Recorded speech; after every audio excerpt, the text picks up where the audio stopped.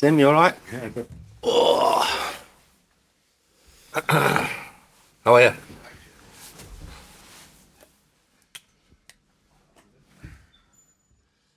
My watch goes off pinging. You know the reason. There it is. It ain't stopped Ping. for about 30 minutes.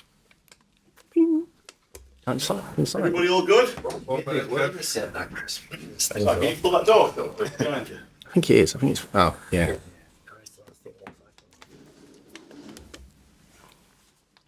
For clarification, anybody who doesn't know, Stephen Bettis with a PH, and he's our Chief Executive Officer. Thanks, Kev. I appreciate that. The captions, that's the thing. All good at the back? All good. Go on then, Tim, whenever you're ready. Chris, welcome back. Thank you. Can you sum up your emotions? How does it feel to be Sheffield United manager for a second time? Yeah, a bit surreal, but then getting back into work this morning and being at a place I love, a special place for me, seeing old faces, seeing new faces as well, and delighted to get back and back into the game. It's a huge challenge. Yep. So how do you attack that challenge and how do you approach this game with Liverpool? Well, with our own personality and characteristics that we feel, you know, through myself and my coaching and managerial career and the guys that we've brought in, the qualities that we can bring and hopefully to improve the situation that we're in. It's not a great situation, everybody knows that. It is the best league in the world, everybody knows that, and we're playing Liverpool first game up, so thanks very much for the fixture list. But listen, 30,000 odd in Bramall Lane on a Wednesday night under the lights against arguably one of the best teams in Europe is a tough start, but one that we can go and attack and have a right go. And I think that's going to be the attitude for me and the players to reignite the supporters, because there has been a little bit of a disconnect especially over the last two games. A lot of good things have happened over the last 2 years here at this football club, getting back into the Premier League.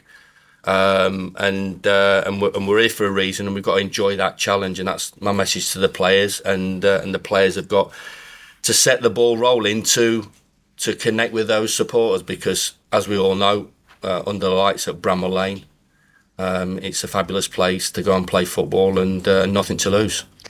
Do you feel as though you've got unfinished business here, and how confident are you that you can keep the team up? I think it's business, whether it's unfinished or not. Listen, we're up against it. Everybody in the world, you guys, every pundit that wants to make an opinion, every supporter thinks we're done and dusted. So we've always had that underdog tag, that mentality. We've had it right the way through. Possibly the only season that we didn't have it was when we were in League One, and we managed to deal with that pressure then. So the rise obviously before was great, and a disappointing season stuck in the middle of that. But the majority of the time, me being here, it's been a positive one. So unfinished business. I'm coming back in to help the football club. I've been given that a great opportunity, and I'm grateful for that opportunity from Prince Abdullah, the board, and Stephen to hopefully make a difference. It's going to be a long, hard season. We understand that. There's going to be some difficult moments we're going to have to suffer, but I'm into the players, and hopefully I can get a reaction out of them, and we can help the players, because obviously at the moment confidence is very low. Relationships became strained towards the end last time. Has time allowed both parties to sort of reflect, learn lessons, and to repair those relationships? Tim, you've nailed it. This is what happens. It's certain things that I really possibly shouldn't have got involved in, and this is what happens. But it has been over time repaired. And there's a reason why Prince Abdullah wants me to come back to the football club. Regardless of what other people will feel and think, he feels I'm the best man to do the job, and I'm delighted that he thinks that. And I think, from the biggest positive for me is that the relationship between him and myself is good, and he wants me to come back and help the football club and hopefully pick up some results and be positive and competitive for the remaining part of the season and longer. Thank you. Stephen, Chris was hugely successful first time around. What qualities will he bring to the job this time that can make a difference? Well, I think we all know Chris's style, and the way he knows the DNA of the football club, and he lives and breathes Sheffield and Sheffield United. So I think he understands the heartbeat of what we want to achieve, and the style and manner that we want to do it. And he did that historically, and we feel we can do that again now. And I think when the decision was made, Chris knows the vast majority of the squad already because he's had them when he was here previously, and I know he's followed our results ever since. So he knows the new players we brought in, and we think he's the right man to get to hit the ground running with it. Thank you. Good luck. Cheers, Tim. Thanks. Chris, welcome Rob. back to Sheffield Cheers, mate. United. What was it like walking back through the doors here and being it back was- again? Yeah, it was a bit nuts, really. Mind you, it was about 6:30 this morning because we've got that much work to do. No, it was good. It was a great feeling back at work and at the cold face and getting to speak to the players. I had an opportunity speaking to the players today. So, some messages, some reminders of what this club's about, what the culture is that was set in 2016. We all understand that, and that's made us successful. Yeah, I think you've got to realise over this 7 or 8 years, the trajectory of this football club is one that's gone forward, and it's been positive through our initial time, through Paul's period, which was an outstanding period as well, and we have to get back to those values and what we're about, our culture. So the players understood that. There's certain players still here that will pass that message on, I'm sure, in the changing room. And obviously a lot of work to do pretty quickly to stamp our authority, is that the right word, or our message into the players, because you're up against Liverpool, a world-class team, and certain things that we will change. Obviously every manager has that ability to put their own stamp on a team, and we're going to try and do that from the off. When you last took over here, you needed to lift the place. Is there some crossover there? Yeah, I believe that. But listen, it's not. I don't think it was to the manner of what we had to do in 2016. There was a incredible disconnect then. I've said all along. Supporters hated players, players hated supporters. There was no connection between staff, office staff, board, owners, whatever it was. The academy, the 7 or 8 parts of the football club were completely, as you said, disconnected. So that isn't the case now. But there's certain aspects that we need to get back to, I think, and the biggest one is connecting with the supporters. There is a feel, especially, recently, that's just lost. The players have lost the trust of the supporters, and they need to earn that back. The last 2 games have been a real struggle. How do you get this team going again? Well, through the messages, through the approach, which is key, and how we're going to go about it. I'm under no illusions that it's an incredible first game to be involved in, but we have the lift of 33,000 at Bramall Lane under lights. And I said to the players, look at it this way. This is an FA Cup third round tie. What would your approach be? You would be looking forward to it. You would want to get amongst it, and you want to go and prove a point and go and get a big result off of a big performance. We need a huge performance. I am, and always have been, one for win at all costs, but I think I've really changed over sort of this last sort of period to look at maybe the performance first. We've got to get the performance right, and I think if we do that, then we can be competitive, and we need to be more competitive than what we have been. Some people say never go back. Why do you disagree with that? I wouldn't be sat here, would I? So, and I think there's examples of that as well.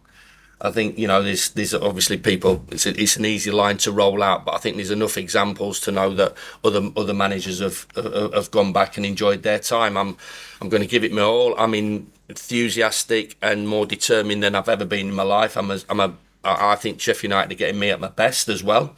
Through at times you have to feel that failure and feel the pain to make you better, and I certainly have. I'm not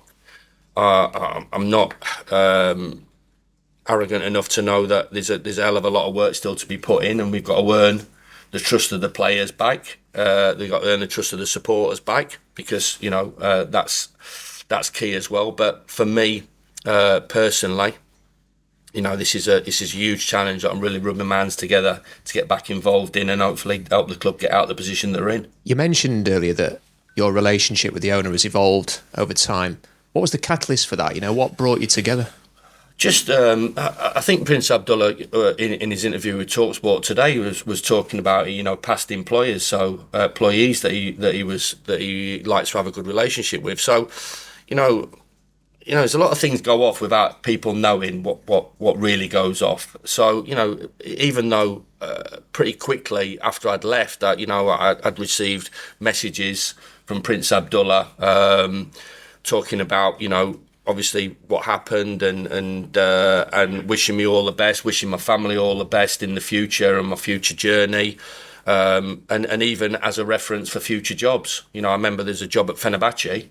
And he talked to me and said, if you need to use me as a reference, go ahead, and I've got good connections and I will be advising the owner at Fenerbahce to give you a call regarding the vacant job. So I think that just shows what Prince Abdullah was about at that time, and it's grown. Has it been weekly? No. Has it been occasional? Yeah.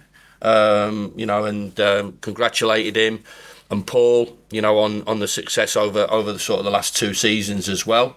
And he's wished me all the best at the clubs that I've taken over since. When you think of all the moments you've had at this football club, the promotions, that first season in the Premier League, what would keeping the team in the Premier League this year? How would that compare to maybe some of those other achievements? We've created some great memories, and that'll be another one. We know there's a hell of a task ahead of us and an opportunity.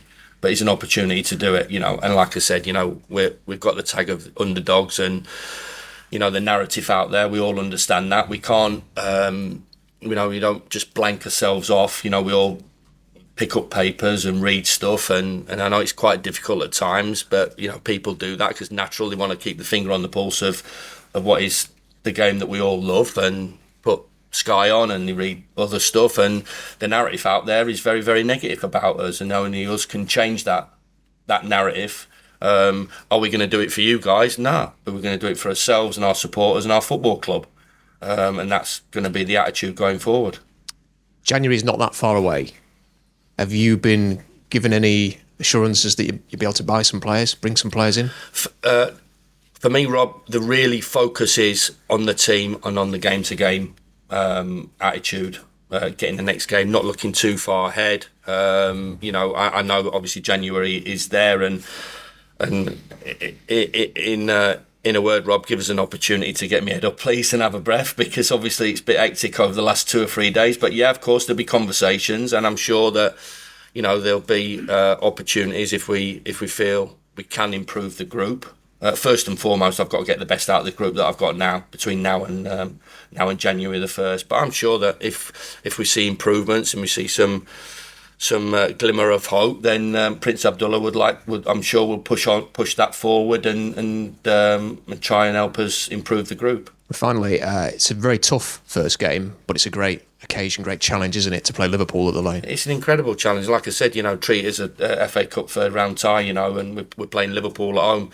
And nothing to lose, contrary to opinion, and great respect for Jurgen Klopp and what he's done. He's an absolute world class manager and they're a world class team. So of course it doesn't come any easier. But as long as we get the performance right and we give the supporters something to shout about, because that's the key for me. That but for me, it's obviously been looking from a distance. It's been a difficult start, but for the majority of the home games.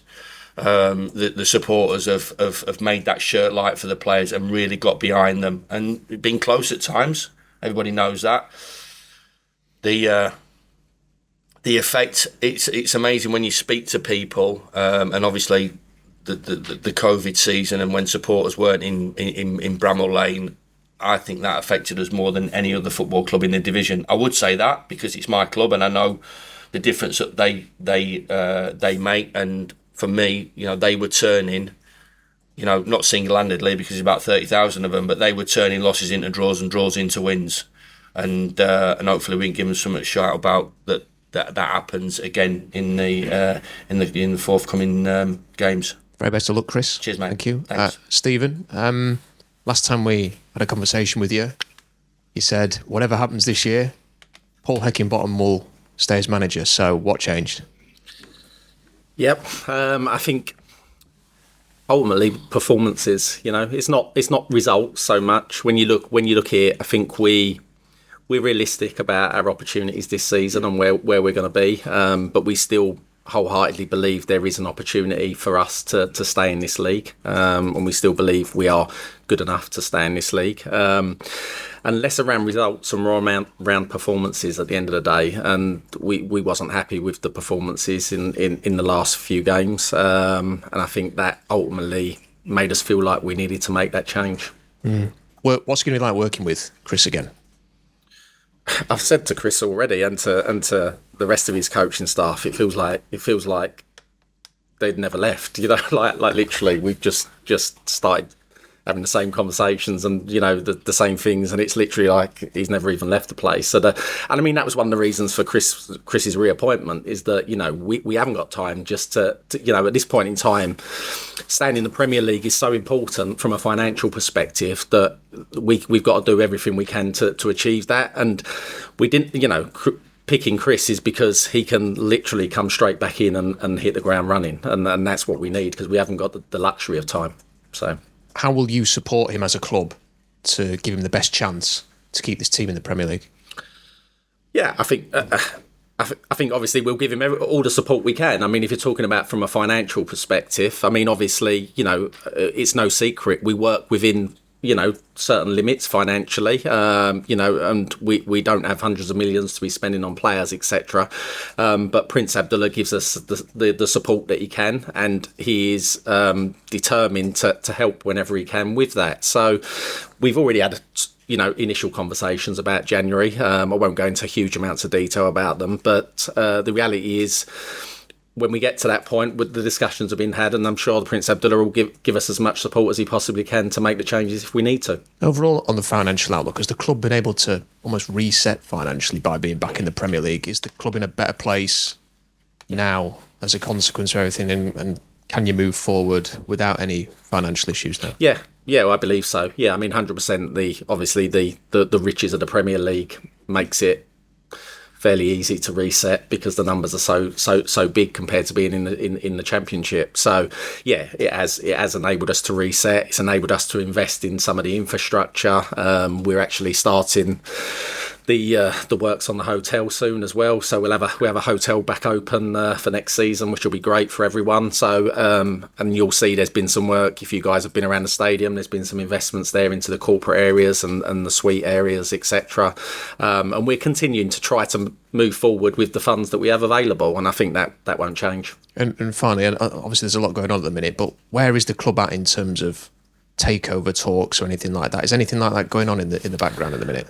Yeah, I mean, look, there's no secret. Prince Abdullah's been open about the fact that he would like, you know, if he found the right buyer, he would like to sell the football club, and discussions are ongoing. But as we see here at the moment, I can't see any imminent change happening. Thanks, Stephen. Thank you.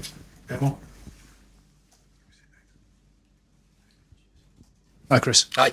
You mentioned the disconnect with the fans, but I just wondered whether you'd actually sneaked in on the quiet and watched a few games, and if you've made any sort of observations about where things have gone wrong on the pitch. You can have your opinion on it, of course, and every manager and every coach does. Whether I'm looking at any club or watching any game, you always look at, you know, from a tactical point of view and from every aspect. That's what makes the game so fascinating.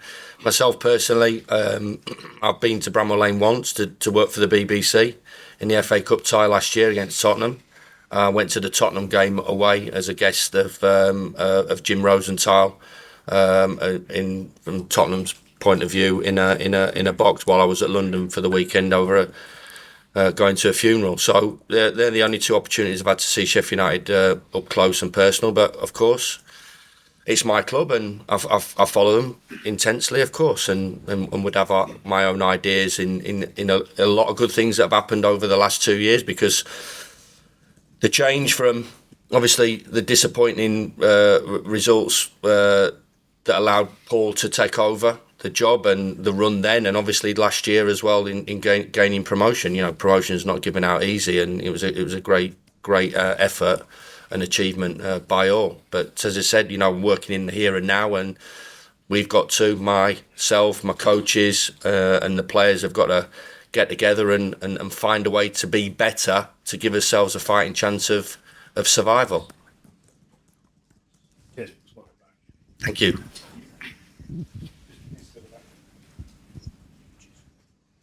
Hi, Chris. Hi. Good to see you again. Thank you. We know how much this club and what this club means to you. Was there any doubts or hesitations about coming back? Not at all. When I point back to 2016 and family and close friends who are massive United fans, doubted if it was the right decision to go back. Why do you need to do this? There might be better options. You don't need to put a pressure on yourself. You're a local boy. You love the football club. You've got everything to lose. And I never looked at it that way. I thought I had everything to gain. Didn't after 3 games I thought, what have I done when we're 3-0 down after about 20 minutes against Southend at home back in League One? So, we've tasted tough times there and initially, but this time when the call came in and the opportunity arose, of course, my same mindset is I believe that myself, my coaches can help and make a difference. And take that opportunity up, which I'm delighted that I was given that. What's different about Chris Wilder now than a few years ago when you left? I'm better for the experiences. I've had a couple of experiences at Middlesbrough and Watford, which were interesting. I enjoyed my period at Middlesbrough.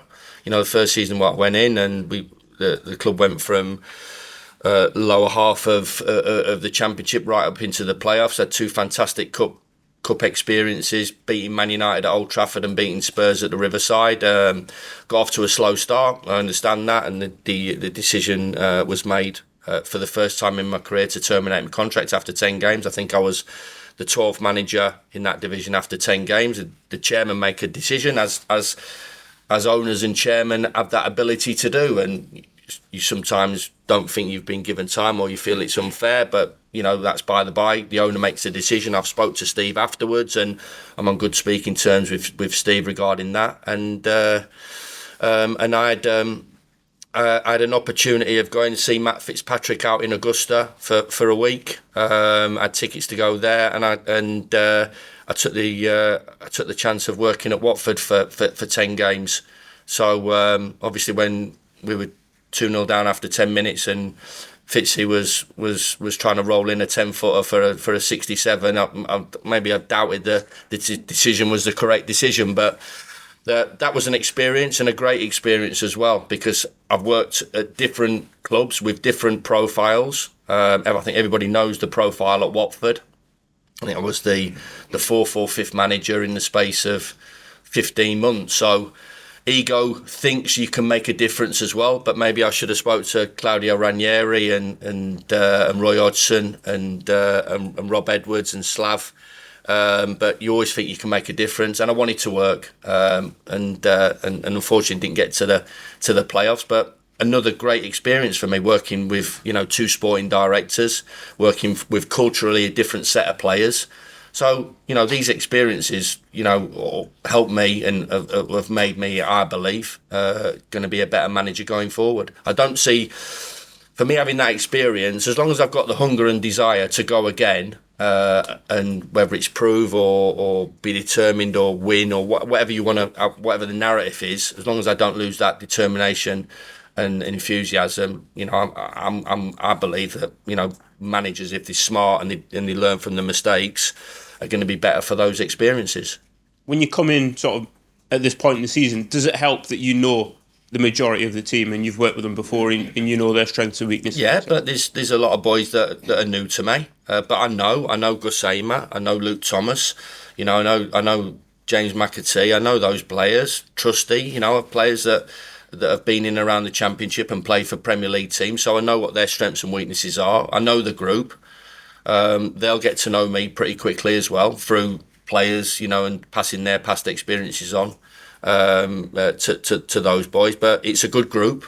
It's an honest group that wants to work hard and wants to win. They just need a little bit of help, and we've got to, restore the confidence back into those players.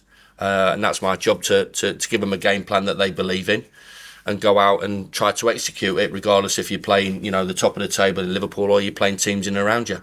Thanks. Good luck. Thank you. Cheers. Just thanks. One for you, Stephen, if you can. Just a word on Paul Heckingbottom and the job he did to you. Yeah, I appreciate you asking, to be honest. Obviously, I'd like to put on record for the club that we our thanks goes to Paul and his coaching staff that worked with him, because Paul did an excellent job. Obviously got us promoted last season. He's been an absolute pleasure to work with, and he's been a true classy person in the way the last couple of days have panned out. And yeah, I mean, I think his record speaks for himself here in what he did last season and how he's carried himself during difficult times, and he's been a credit to this football club. Mark from Look North. Welcome back, Chris. Thanks, Mark. If you were to achieve your aim of keeping Sheffield United in the Premier League, would it be your best achievement yet in football? Well, if we get that opportunity, we'll talk about it then. But I'm focused on what happens, in March, April, May, and what happens tomorrow night, and really as short term as that. And that is as simplistic as it can be. You can't get carried away. You can't look ahead. You can't think that that's a winnable game. That's not a winnable game. We believe we can be competitive in every game. You look at Luton, and I know it's at Kenilworth Road, and I know Liverpool had the majority of play and majority of chances and missed some good chances, but they were really competitive. So you look at that, and Luton have not gone into that game thinking, well, it's just Liverpool, so we'll roll over, accept a defeat, and move on to games where we think we can have more of a chance of winning. Every game's an opportunity, and this club's shown that in the past. And needs to show that in the future. And how do you go about starting the job? What do you do? What's your first days in the job? What are you going to be doing to try to turn things around for Sheffield United? Well, lift the confidence, of course, body language, our attitude towards the players, our message towards the players, our game plan. Got to pick a team straight away, obviously. There's some boys still out injured, which is going to be a blow, which every club has to deal with. So we have to deal with the players that was available to us, put them in a formation. But it's a mindset and an attitude more than anything for me that determines how we go and how the performance is and what I want it to look like. I know what I want this team to play like and want it to look like. The supporters know that. They know what they want to see in their team, what characteristics, and that needs to be transferred into the players, their attitude, their mindset, their body language, and their approach to the game on Wednesday night. Thank you. Stephen, what would you say to Sheffield United fans who are fed up with how things have been going this season? I think they've got to be patient. I think in fairness to the supporters, I think they're realistic. They are realistic about our opportunities this season and where we're going to, where we can potentially finish this season. And I think they've been, I think they're honest, the supporters. They just want to see a good performance. At times they understand if we're not beating Man City and Man United week by week, but they want to see a performance that is showing 100% and fighting for that win. And I think that's what we're hoping to see going forward.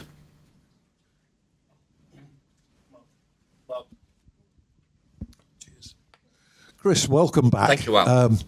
Did you feel that you were destined at some stage in your career to return here?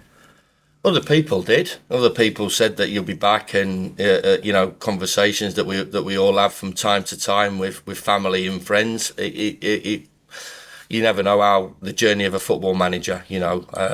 My journey has been an interesting one, as you know full well, from a place that I was there on Saturday at Alfreton, non-league to the heights of the Premier League. So nobody can ever. I think it's a little bit like snakes and ladders at times. It's very difficult to plot your way through a career as a manager and to pick a particular time to say, well, I'm going to be a manager there, or this is going to happen. When the door opens here, I did believe, if I did get offered the job, that it would be very, very difficult to turn down and go back to a place that I obviously love. When you were here before, you set a very defined style of playing, a pioneering style of playing, and that's kind of perpetuated in the time that you weren't here under Paul Heckingbottom. Do you have any sort of thoughts on whether you'd like to persevere in that way, or do you think that you might have to alter it tactically this time? I think that, from my point of view, as a professional manager that's got all the coaching badges that anybody can get, and my staff have, I think it's a bit disrespectful that, and not a criticism to you, Al, or your opinion or anybody's opinion on regarding how you play. I played 4-3-3 at Oxford, got them out of the division. Played 4-2-3-1 at Northampton. We wanted to play a certain way at Sheffield United. There is a style that I believe you need to play at Sheffield United, by the way. I don't think it's backwards and square. It's not passive. It's not counter-attack. You might get pushed back, but the supporters want to see what they want to see, which is positive front foot football. And in that, in my time here, we've changed that during game, in game, to change, to chase, to defend, to see a game out. But it's always been a positive approach. Of course, we at that time we wanted to play two up front, and we had Billy Sharp, and we wanted to play two because I felt it was the right thing to do at Sheffield United, to play two up front, playing the front foot. It evolved, and everybody talks about the 3-5-2 and overlapping centre halves, and obviously the club it set the club fair for the players that we employed and signed. It didn't really have wingers in it, so it was good for a period in the Premier League. The second season, it was still competitive. For me, it wasn't really from the tactical approach. It was more the big moments approach, and obviously, I still say that I unbelievably believe that we wouldn't have finished bottom of that division if fans were in Bramall Lane in that COVID season. It's quite easy for me to say that, and people will just, I should imagine, just dismiss it. But I definitely believe, because I think we've all been there and seen what the effect of the supporters does to the team. So going back to that, we can coach anything we want. We just need to coach a system that is positive front foot, that has got a structure out of possession and has got an identity in possession, whether that's 4-3-3, three centre halves, whatever that is. We can coach all of them. It suited the team, it suited the club in that period, and it suited them. And if you look back, you go promotion, 10th place finish in the first year in the Championship, promotion, 9th finish, obviously a disappointing season there. I do believe, and I'm not being controversial, if the manager had stuck to the system and the players that we had in the season that were relegated to go back up, I believe that it would have got into the minimum playoffs and potentially, possibly, would have got promoted. And obviously Paul got promoted with the same system as well. So, yeah, we'll look at everything. It's predominantly hasn't got wingers in the football club. So, but we'll see, and we'll try and pick the best formation and the best players to fit those formations and play them in their best positions. Looking back to when you left, I think it's fair to say, would you agree, there were regrets on both sides about it happening and the way it happened? You as a manager evolve. Is there anything about you that Absolutely will... spot on, Alex. Yeah. Of course, it's any relationship, whether it's a working relationship, a personal relationship, these things happen, and you do look back, and I always say I'm a massive one on reflection.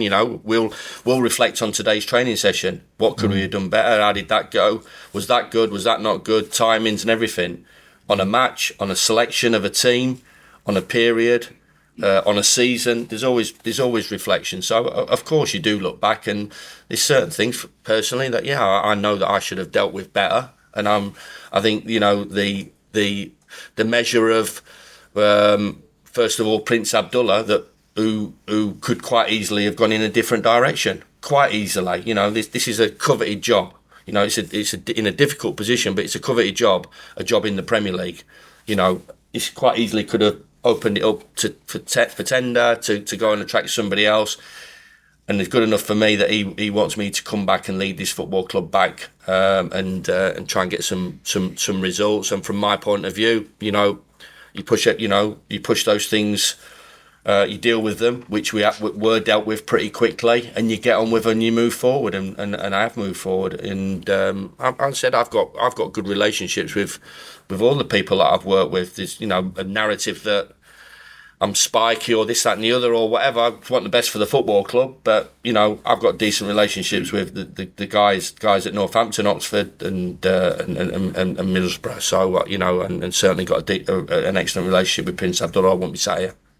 And finally, your style has been to manage a football club across the board, or be involved in most things that happen at a time when the model has deviated more towards head coaches. So do you see your role changing in any way from the way that you have done the job before? I think there's changes, there's tweaks, of course, but I still look at the best managers in the world, which are Pep, Guardiola, which is Jurgen Klopp. You look, Postecoglou's up there now, and other guys. I know Eddie Howe. I'm talking from a English Premier League. They're managers, and they understand that first and foremost it's the first team, but they'll be involved in, what happens in the academy. They'll be involved in some way, recruitment. They'll be involved in what they want the club to look like, and I was involved always in that. And I think maybe, like I said, on reflection and looking back, concentrating more on what I can deal with and control and get the best out of, and everybody else getting on with the jobs that they're good at, and helping me to get a result on a Saturday or a Tuesday or Wednesday. And just to Stephen, it requires a degree of permanence, doesn't it, for a manager to influence a football club in a situation where Premier League managers in your situation often do lose their job, even though they might be the best person to bring back. So without being pessimistic, and obviously Chris will hope and try to keep you in the Premier League, this is an appointment for beyond that, isn't it? Yeah, I mean, it's an initial appointment for 19 months or the end of next season, and ultimately we'll see where it is at that point. But we spoke with Chris, and we felt that was a long enough period to start with to actually give him the opportunity to put his footprints back onto the first team and our performances, etc. And then at that point we'll reevaluate. Yeah. And is this club equipped financially, realistically, to compete in the Premier League, or do you foresee that struggle is going to carry on? I think that's a difficult one, Alan. I think when you look at the Premier League, what I will say is that the last time we got promoted with Chris here, I've definitely noticed the difference this time when we've got promoted in terms of the vast sums of money that are being thrown around in the Premier League and being spent. I think there's a lot of, we talk about it being the best league in the world, and that obviously attracts wealthy individuals that want to own these football clubs, and at that point they invest into them heavily, and we've seen that with the likes of Newcastle as an example in recent times. It is difficult, but when you look here, if you can stay in the league a few seasons and use that money well and invest in the right way, you can get returns from it and you can keep pushing on. But ultimately, we do appreciate that we're in the bottom part of the league in terms of the level of investment we're making, along with, the couple of other clubs really that are coming up this season. And it is a difficult task, but that just puts a bit of more pressure on us to make sure we spend the money right. Thank you. Cheers, Al. Hi, Chris. Hi. I'm just wondering if you've had any chances to get back in anywhere else between leaving Watford and coming here. Yeah, I've had opportunities. But they had to be the right ones as well. So, I like to think that I've still got a bit of life in the old dog, and people will feel that as well. So, but they had to be right. The next move for me. I don't really count Watford as basically as an employment. It was a stopgap for 10 games and try to help them, gain a few results in that period. But since I've been out, I think the next one has to be the most important one from where I've been. I've not really tasted a lot of failure through my career, and close to managing 1,000 games, but still the next one has to be the right one, and I 100% believe that this is the right one for me. You mentioned earlier there's some injuries, and I think you must have had one session with the guys. What's it looking like for tomorrow, team news wise? The guys missing from the weekend? We have. I'm not going to give anything away. You know, the job's hard enough. So listen, everybody knows Ollie Mack's not going to be available. So and there's some long-term injuries, Egan, Davis, and the likes of that. But it's looking okay in terms of a few coming back. You know, Ryan Brewster and Reece Norrington Davis is trained today, and Jebuson's not a million miles away. So getting people back, getting players back to give us the opportunity to be competitive and have a stronger, more balanced squad is key to that. All good. We'll go to embargo stuff now.